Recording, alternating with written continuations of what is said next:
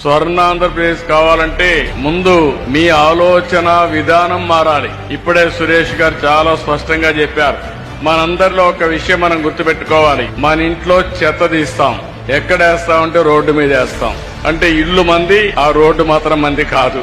అక్కడి నుంచి ఆ ఇంట్లో రోడ్డు మీద ఉండే చెత్త అంతా కుళ్ళి మళ్లీ ఆ వాసన రూపాన మీ ఇంటికే వస్తుంది. అంటే అంటువ్యాధులు రావడానికి మీరు చూస్తే ఎక్కడికక్కడ ఈ చెత్త ఇవన్నీ కనీసం మనం వాడినటువంటి మురుగు నీరు కూడా బయట పోనీయకుండా మన ఇంటి ముందరనే ఉండడం, అక్కడ పురుగులు ఇవన్నీ తయారు కావడం, దీంతో అనేక అంటువ్యాధులు వచ్చి చాలా ఇబ్బందులు వచ్చే పరిస్థితి వచ్చింది.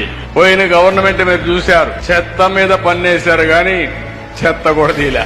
మామూలుగా 85 లక్షల మెట్రిక్ టన్నులు చెత్త అన్ని టౌన్స్ లో పడేసి మున్సిపాలిటీని చెత్త చేసి వదిలిపెట్టారు. ఈ రోజు ఈ ప్రభుత్వం ఒకటే ఆలోచించాం. మా మంత్రి చెప్పారు, మా డిపార్ట్మెంట్ చెప్పాను, అక్టోబర్ 2వ తారీఖు నాటికి 85 లక్షల చెత్త చెదారం ఏదైతే మున్సిపాలిటీస్ లో ఉందో అన్ని క్లీన్ చేసే బాధ్యత వాళ్ళకి అప్పచెప్పాం.